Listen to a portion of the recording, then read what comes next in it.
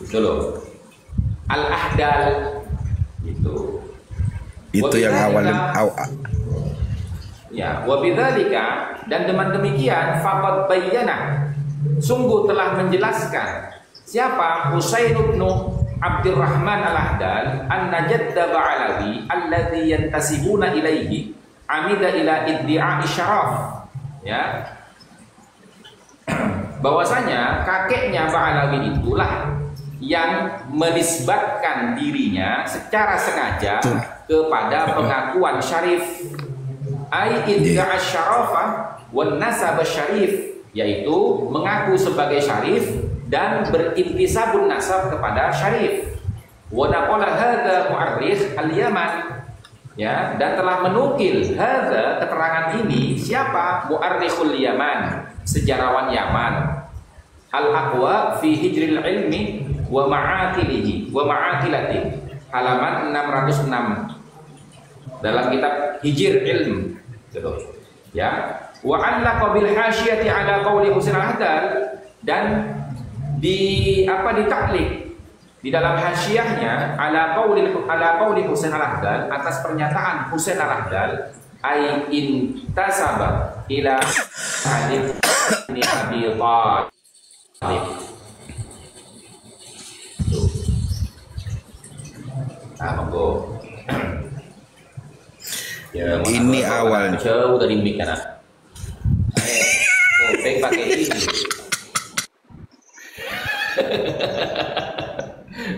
Aduh.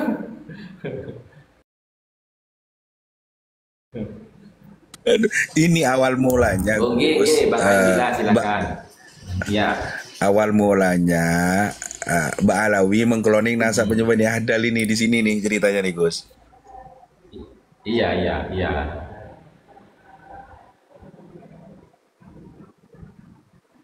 Iya, betul. Terus gimana?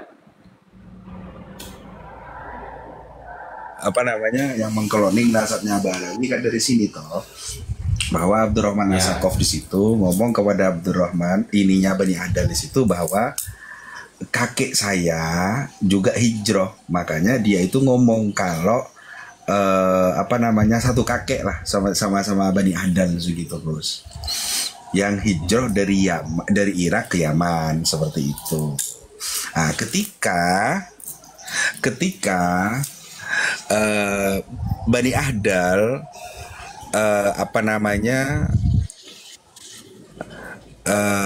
melengkapi silsilahnya terkait silsilahnya Bani Ahdal kepada Rasulullah SAW. Abdurrahman As-Sakaf juga mengarang pada waktu itu, mengarang silsilah juga begitu ya, dalam artian iya ngarang cerpen. Iya. Aduh, la ilaha illallah, dablak. Ya ke anu itu kan, ke siapa namanya, Aun itu kan. Leras ke Aun, Gus. Makanya aku silsilahnya aku ada sih di Fitito ininya. Gus Hasan. Adam Zen ngundang berdebat, Gus. Gimana, Gus? Ya suruh ke sini aja, Iya, numpang lewat tadi. Ya suruh ke sini aja, suruh ke sini. Lihat saya yang diundang, diajak debat ini sama Adam ini. Ya suruh ke sini aja Adamnya itu. Kita pengen tahu argumentasinya apa untuk menyatakan Abdullah ataupun Ubaidillah itu sebagai putranya Ahmad bin Isa, itu aja kan? Mana berani, Gus, dia cok geng, Gus. Dia cok geng, gak akan berani naik ke Komal ini. Gak tahu dia. Bahkan di sini itu tegas ya mengatakannya bahwasanya mereka itu bangsa Kaukasia. Iya ini. Di mana mereka ini, Pak? Di itu, di apa namanya, di Asyuyuful Mujliyah. Asyuyuful Mujliyah itu. Oh iya. Nih. Iya, tuh nih ya. Bal asbahal katsir minha, ya. Bal asbahal katsir minha maraji'u ulyan wa muqaddisina wa munazzihina wa abwabil khalqil khaliq inda ittiba'ihim walau tattaba'at ansabuhum liwujudatiha ila zamanin qarib ma'lumatin bi'annaha a'jamiyatun farisiyatun au hindusiyatun au apa ini tanziyah au turkamaniyah au askenaziyah. Mateng gon. Ini di halaman 8 di awal-awal. Nggih.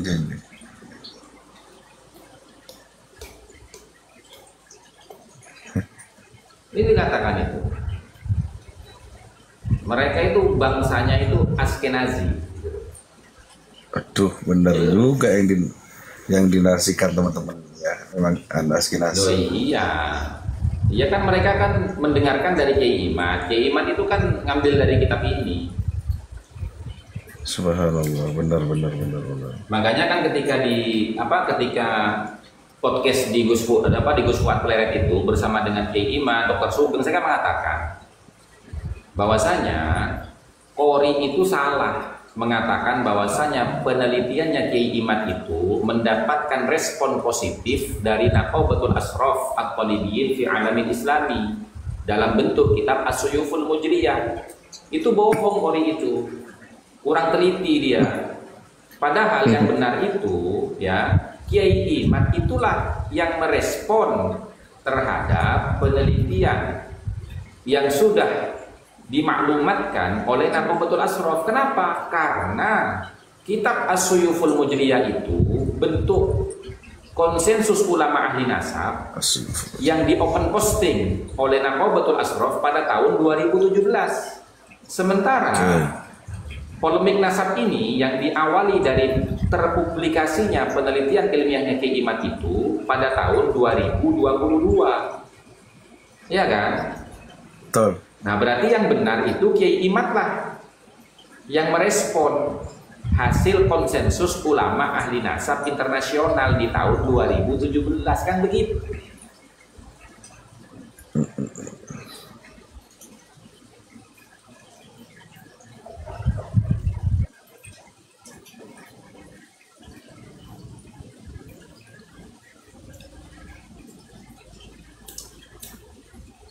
Makanya saya mengatakan seperti itu kenapa? Untuk membantah narasi liar mereka. Bahwasanya Kiai Imad itu membuat metodologi sendiri. Tidak, itu bukan metodologi buatan Kiai Imad. Justru Kiai Imad itu ya mengikuti metodologi di dalam disiplin ilmu nasab. Gitu.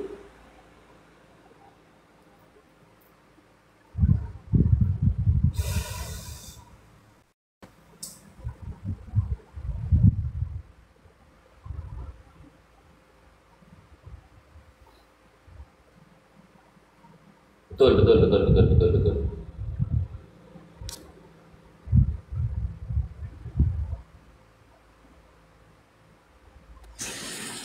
Kang Islam itu mau debat sama Adam, Mas, bahasa apa? Percuma.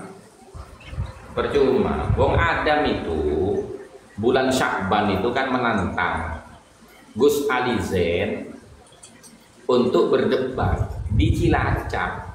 Sampai sekarang itu udah ada batang hidungnya Adam. Gitu loh. Nggak bisa. Kalau debat sama Adam itu sama halnya begini, mana lebih dulu telur sama ayam? Itu loh nggak nyambung. Iya.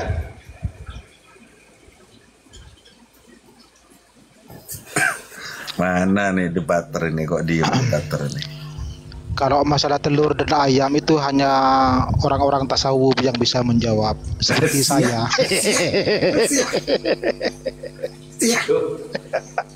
Ayah. Malah kau ngaku nol kaki. Benerin tasawuf ngaku ya. Gak Muhyiddin itu Gus. Ini lah Gus Hasan, jangan diambil hati Gus. Siapa sih ngalah ada nih kaki? Tapar lo bu. Gus itu udah download kitab habis duit berapa itu Gus? Siapa? Ya Gusnya lah download kitab PDF itu habis duit berapa itu? Kan banyak Ya itu kan downloadnya. saya kan downloadnya pakai apa? Pakai wifi. Ya tinggal dihitung aja selama 3 tahun. Kalau wifi-nya 225 kali 3 tahun berapa? Ya itu udah. Itu dewek. Hitung dewek. Murah, tidak mahal. 1 bulan berapa Gus? Gak di Sofi Gus. 225. Aduh, Berarti yang kemahalan. yang 15. Kalau di sini Gus hanya 100 Gus. Ya kan saya itu kan pakai laptop Sam, ada laptop, ada Chromebook, ada HP. Ya kalau yang pakai 150 Sam, laptopnya ada angkat Sam. Angkat laptop.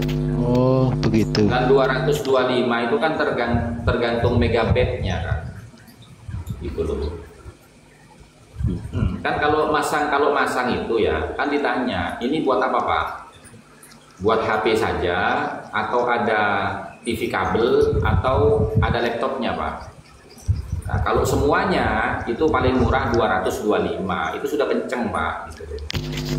Kira-kira gunung santai. Tapi yang 100 ini Gus, yang 100 ini Gus bisa dipakai karaokean Gus.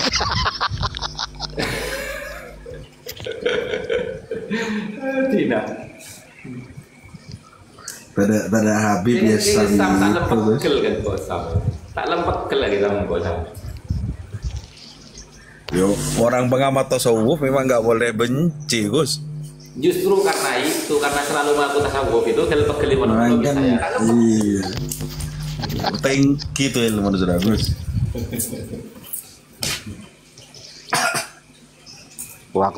Waktu di debat di Banten itu di framing itu mana kitabnya PDF cuman PDF gitu.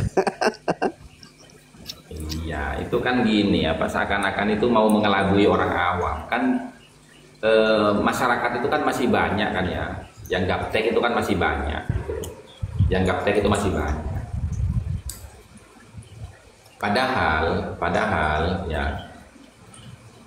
apa namanya internet itu seperti perpustakaan yang menyimpan semua kitab-kitab, buku-buku dalam berbagai bidang disiplin keilmuan. Ya kan, perpustakaan yang didigitalisasi gitu loh. Itu. Ya sekarang logikanya begini, masa kalau memang mereka itu menghina kita karena kita itu pakai kitab-kitab PDF, kenapa mereka yang pakai kitab hard copy itu kok tidak bisa mengalahkan argumentasinya orang yang pakai soft copy? Kan gitu. Kori sendiri mana ada punya kitab Kori. Kori itu memakai PDF semua. Bahkan iya. buku antitesisnya hasil apa ya? Hasil kutipan dari komal-komal. Padahal saat ini itu ya di setiap pondok pesantren itu sudah lama teman-teman, sejak tahun 2010 itu teman-teman. Pondok-pondok pesantren itu sudah ada program ekstrakurikuler. Apa itu? Internet menggunakan laptop gitu loh. Pogo waktu itu yang timnya kayak Imat itu yang pakai PDF sih itu. Iya. Iya.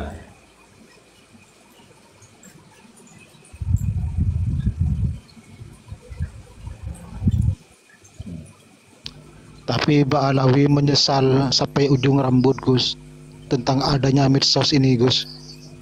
Yo iya. Gara-gara medsos ini rahasianya Mereka terbongkar. Iya, mereka menggunakan medsos ya toh untuk menggalang massa.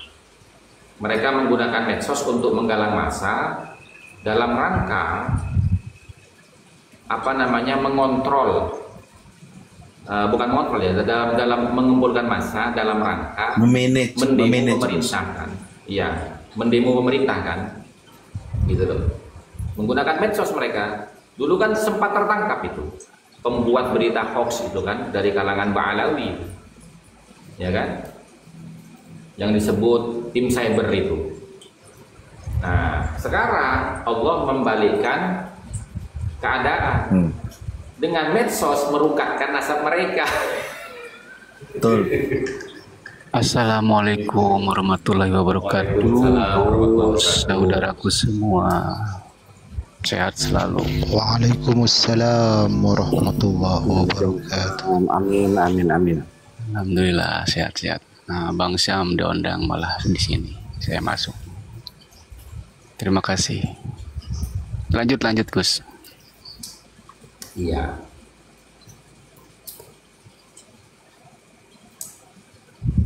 Jadi yang perlu diperjelas itu adalah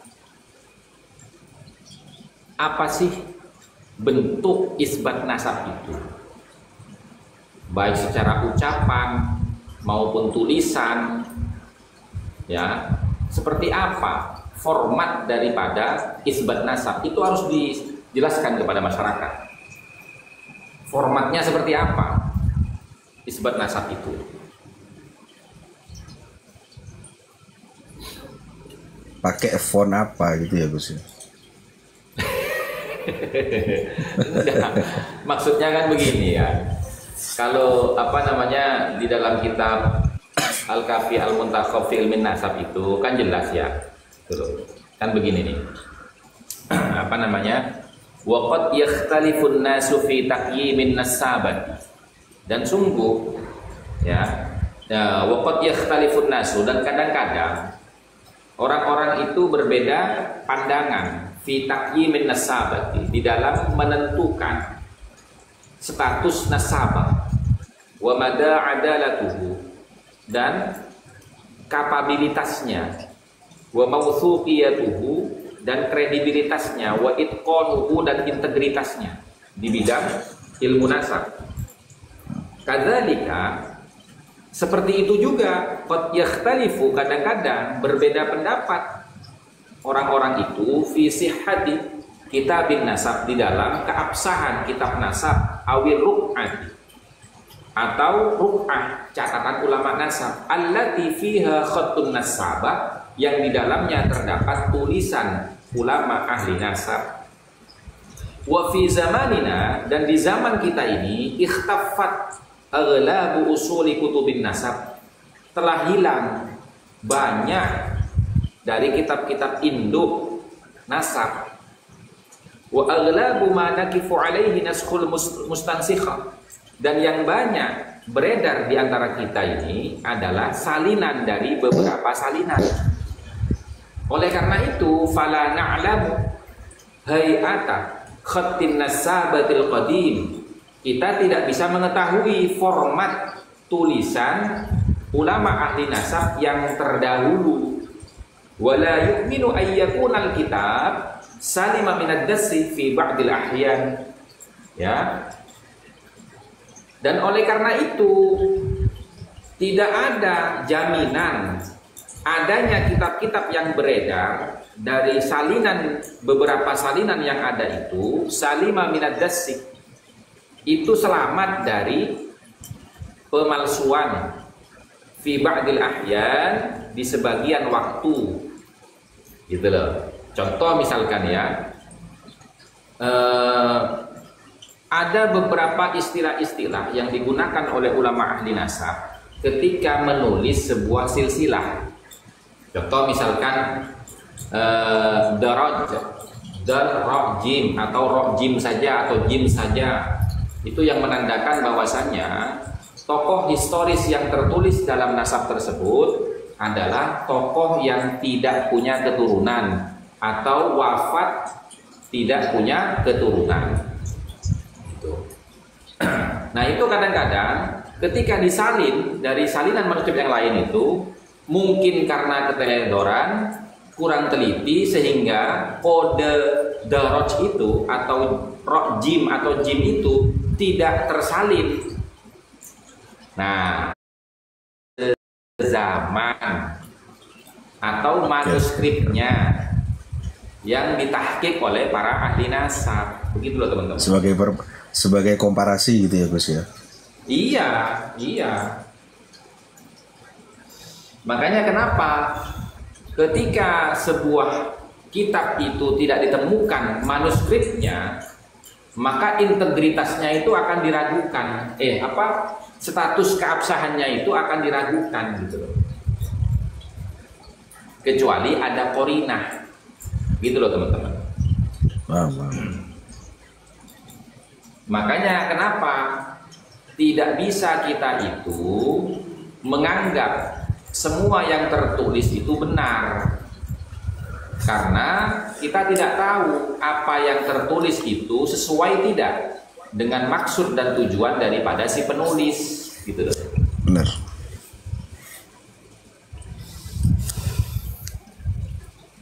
Satu contoh misalkan, ya,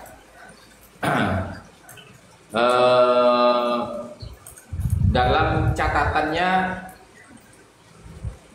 Asy-Syajaratul Mubarakah, ya, di mana di situ disebutkan bahwasanya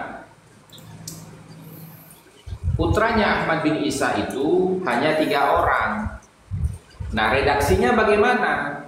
Ternyata ketika kita lihat di dalam kitab Syajaratul Mubarakah, ya, redaksinya itu menggunakan jumlah ismiyah, di mana jumlah ismiyah itu, ya, menandakan ulama nasab itu telah menghasar jumlah putra daripada Ahmad bin Isa. Nah, kaidah hasar itu apakah ada di dalam kitab-kitab nasab? Ada. Contoh di dalam kitab Al-Muqibun yang ditulis oleh Mahdi Ar-Rajai. Oh, jangan-jangan itu karyanya Mahdi Ar-Rajai. Oh, ternyata setelah kita telaah lagi, di kitab yang lebih tua ada namanya kitab Sirru Silsilatil Alawiyah.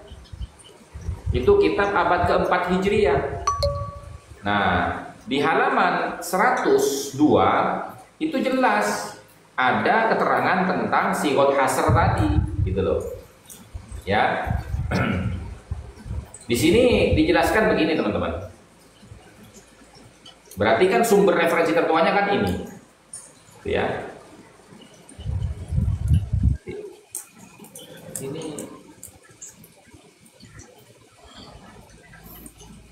Ini sudah ya ini. Ini halaman 100 nih. Nah, ba'du istilahatin nasabah. Ini di halaman 102, ba'du istilahatin nasabah, sebagian dari istilah-istilah yang digunakan oleh ulama ahli nasab untuk menulis nasab. Yang pertama tuh, idza qalu fulanun daraj. Ketika mereka berkata bahwasanya si fulan itu daraj, fa innahum yuriduna annahu mata wala waladalahu. Jadi kalau ada tulisan daraj dan rajin, itu para ulama nasab bermaksud bahwasanya si fulan tadi itu adalah orang yang wafat tidak punya keturunan. Wa idza qalu, ini yang kedua. Wa idza qalu, dan apabila ulama nasab itu berkata aqibuhu min fulanin awil al-aqbu min fulanin fa innahum yuriduna anna aqibahu munhasirun fihi. Nah, apabila ulama nasab itu berkata tentang sebuah keluarga menggunakan jumlah ismiyah, yaitu aqibuhu min fulanin contohnya, atau al-aqbu min fulanin, maka ulama nasab itu berkeinginan untuk menjelaskan bahwasanya keturunan daripada keluarga yang diceritakan itu telah komplit, munhasir, tidak kurang tidak lebih, gitu loh. Sudah disebutkan secara keseluruhan, gitu loh teman-teman.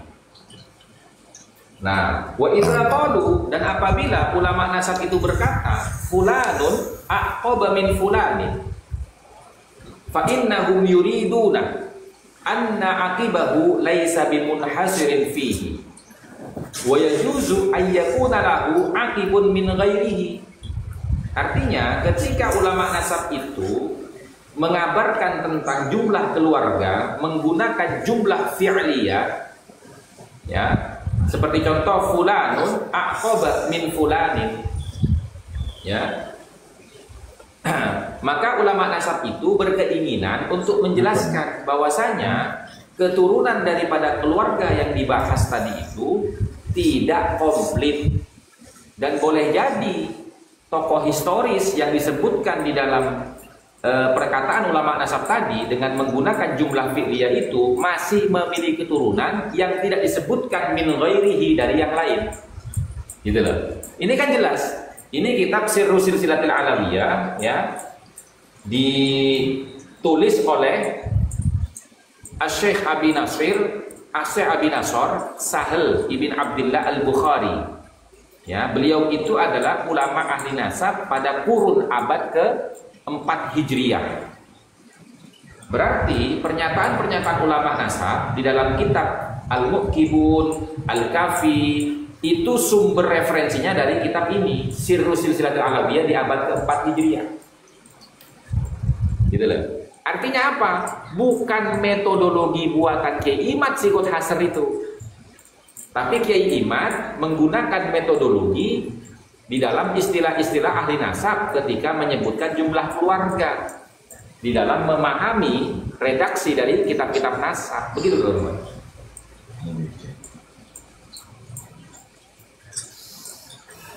Larang ya, kuliah gratis ya. Tak majer sekali ya. SKS larang sekarang tuh. Mumpung gratis nih. Ya. Mana Kang Sam itu sudah? Bingung Sam itu. Soalnya faknya bukan ilmu nasab itu, faknya ilmu tasawuf itu. Tasawuf. Ngerok kata dia. Jadi memang seorang mu'alif misalnya seperti Abu Hamid Al-Ghazali itu biasanya punya juru tulis.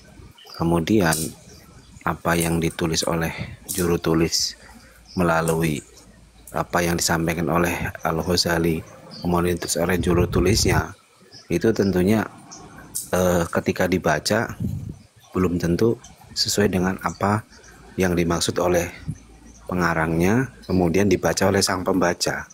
Sehingga saya pernah ada seorang seorang santri tua, santri sepuh alumni dari Lasem bilang, "Kaile ngaji kitab Ihya tembe kulit tok." Nah, itu kan. Saya pikir apa maksudnya itu? Bang Mungkin Denmas, seperti itu. Bang Denmas, boleh saya bertanya, Bang? Tunggu dulu. Jadi ngoreng kilo mari kayaknya. Mana tanya menurut aja. Gimana? Ya. Lanjut. Apakah kitab Ihya itu hasil karangan atau ilham, Bang? Siap. Nah, baik pertanyaan. Waduh, berat ini, harus sowan Imam Ghazali dulu ini. Iya. Begini Sam ya. Semua karya tulis itu semuanya itu dalam bentuk ilham. Ya. Nah, ilham itu menurut para ulama itu ada dua. Ada ilham rabbani, ada ilham syaitani. Nah, bagaimana cara kita mendeteksi itu? Apakah ini ilham rabbani atau ilham syaitani? Maka kita harus melihat kepada apa? Kepada mizanus syar'i. Mizanus syar'i wa huwa al-Qur'an wal hadis. Gitu loh. Artinya apa? Kita harus menimbang karya ilmiah itu dengan Al-Qur'an dan hadis. Gitu loh. Apabila ada kesesuaian dengan Quran dan hadis, maka bisa dipastikan itu adalah ilham rabbani. Kalau tidak sesuai, bahkan menentang daripada Al-Quran dan hadis, maka itu dikatakan ilham syaitani. Paham gak? Larang aja kan? Kan gini, Gus. Imam Al-Ghazali itu kan banyak karyanya, Gus. Sebelum masuk ke dunia tasawuf, beliau seorang ulama kan, ulama fikih kan. Ya. Banyak karyanya. Setelah beliau berguru kepada ulama tasawuf, pengakuan beliau sendiri begini, Gus. Setelah saya mengaji ilmu ini, terbuka hijab. Ibaratkan air sumber yang mengalir begitu, Gus. Itu salah satu karya terbesarnya Ihya Ulumuddin itu. Makanya Ihya Ulumuddin itu memperoleh bukan dari satu karangan tapi dari ilham itu. Itu Nah, ya, menurut hubungannya pendapat sama saya. Ilmu Nasab apa?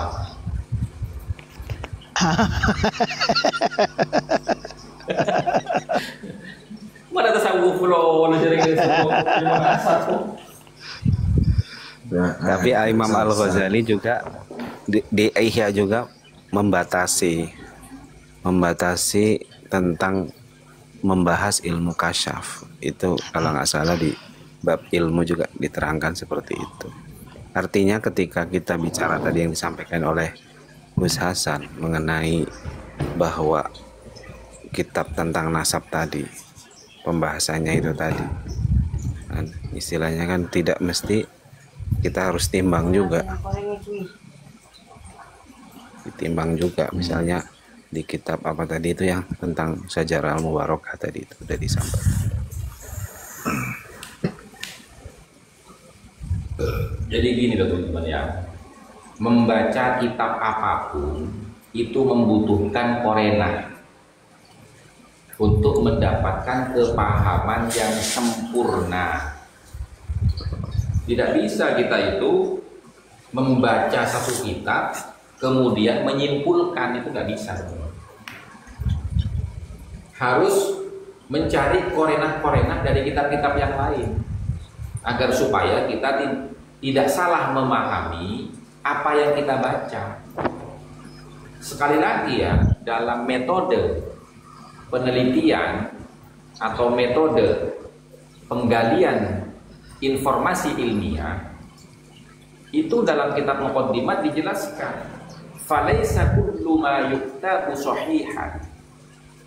Maka tidaklah setiap apa yang ditulis itu benar adanya. Falaisa kullu ma yuktabu yuradu minhul maksud, dan tidaklah semua yang ditulis itu sesuai dengan maksud dan tujuan si penulis. Apalagi antara si penulis dengan si pembaca jaraknya berabad-abad. Makanya membutuhkan korena gitu loh, untuk memastikan apa yang kita baca itu sesuai dengan apa yang kita baca, yang kita pahami. Dari mana? Dari korinah-korinah kitab-kitab lain gitu loh. Begitu. Nah sekarang kalau kita alihkan ke dalam ilmu nasab, ya, argumentasi para pendukung Ba'alawi ketika membawa kitabnya Syekh Nawawi bin Umar Al-Bantani seperti kitab Uqudul Lijen, ya, di mana di situ menjelaskan tentang perbedaan istilah sayyid dan syarifah dan sayyidah, syarif dan syarifah, habib dan hababah. Itu kita harus mencari korena. Apa maksud dan tujuan daripada Syekh Nawawi menuliskan keterangan itu? Apakah itu format bentuk isbat nasab atau tidak? Kan begitu.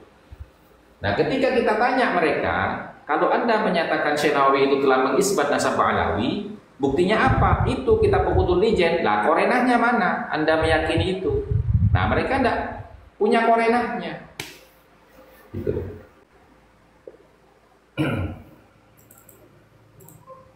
Nah, bagaimana hebatnya ulama kita seperti Hadratus Syekh Ki Haji Hasyim Asy'ari, ya, ketika menyebutkan gelar kemuliaan sebagai seorang panutan yang diakui keilmuannya dengan sebutan sayyid kepada Ba'alawi dan juga kepada penulis kitab Sulamut Taufiq,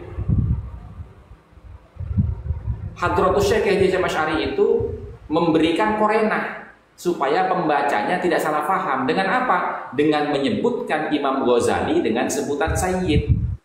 Nah, di situ jelas bahwasanya sebutan Sayyid itu bukan bentuk isbat nasab, tapi bentuk apa? Bentuk apa ya? Kalimat penghormatan kepada tokoh-tokoh yang dianggap memiliki keilmuan yang bermanfaat untuk masyarakat, sehingga dikatakan Sayyid. Lah, Sayyid sendiri di dalam Al-Quran itu pernah diberikan kepada seorang nabi, yaitu Nabi Zakaria, ketika Allah menyebutkan Sayyidan wa Hasura, gitu loh. Sayyid di situ menurut tafsir Jalalain, ya, Abdurrahman As-Suyuti menyatakan bahwasanya Sayyid itu artinya apa? Orang yang dijadikan panutan, gitu loh. Maka tidak semua kalimat Sayyid itu bertujuan untuk menyatakan orang yang digelari Sayyid itu sebagai zuriyahnya Nabi. Belum tentu. Lihat dulu korenahnya, gitu loh. Kenapa Abdul Qadir tidak dikasih gelar Sayyid, Gus? Padahal beliau asli Jangan pakai mencek kitab di pakai. Syekh. Cara yang mulai jelasan. Cara yang jelas Sayyidi Syekh Sultanil Aulia, enggak ada pakai dia. Kita boleh Sayyid dia ada. Oh, begitu ya, Gus. Man, karena cek macam terjemahan kaki dia.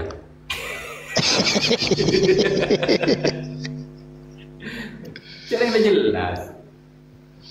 Contoh misalkan dalam kitab Mukhtasar fi Ulumiddin, wa kana Sayyidi Syekh Abdul Qadir Al-Jilani. Kan iya, kalau boleh Sayyid ya ada ya. Salah Sayyid Syekh dia. Mun kakek kan keng rok aja ya. Sam ya. Yang tibing Sayyid Ma'rifat yang tibing ya. Ya singkat Sam dia. Lah samar, Gus. Ya Allah. Ini sudah jam 12:30 teman-teman. Kita akhiri dulu ya. Terima kasih yang sudah mengikuti diskusi pada malam hari ini. Mudah-mudahan membawa barokah dan manfaat dalam rangka menambah keilmuan kita. Amin. Di bidang ilmu nasab dan lain-lainnya yang berkaitan dengan polemik nasab ini, dan mudah-mudahan niat kita itu memang betul-betul lurus ikhlas karena Allah dan Rasulnya, bukan karena kita membenci siapapun, tapi tujuan kita adalah mengembalikan kebenaran itu pada posisinya, ya, tidak menjadikan polemik nasab ini sebagai bentuk pelampiasan kemarahan, kebencian, kedengkian, dan lain sebagainya dari hal-hal yang bersifat buruk. Mudah-mudahan Allah menyelamatkan kita dari semua itu. Demikian dari saya.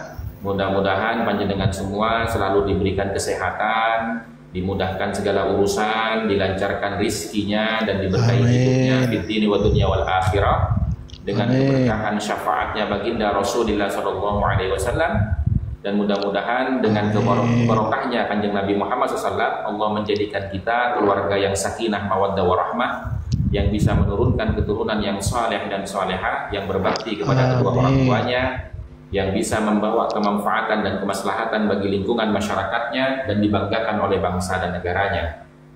Dan mudah-mudahan apapun yang menjadi hajat kebutuhan hidup kita, harapan kita, keinginan kita, cita-cita kita yang senantiasa kita tuangkan dalam doa-doa kita, mudah-mudahan Allah kabulkan semuanya dan Allah pertemukan kita dengan ajal kita dalam keadaan husnul khatimah. Amin Allahumma amin. Amin. Ala hadhihi niyah wa likulli niyatin salihah wa ila hadratin nabiyil mustafa Rasulillah SAW wa abaihi wa ikhwanihi minan nabiyyin wal mursalin wal malaikatil muqarrabin was sahabati wal qarabati sallallahu wasallam alaihi ajma'in. Syai'un lillahi lahumul Fatihah. A'udzu billahi minasyaitonir rajim. Bismillahirrahmanirrahim. Ya. Baik, terima kasih teman-temanku semuanya. Akhirul kalam wallahul muwafiq ila aqwamit thoriq wal afu minkum. Assalamualaikum warahmatullahi wabarakatuh.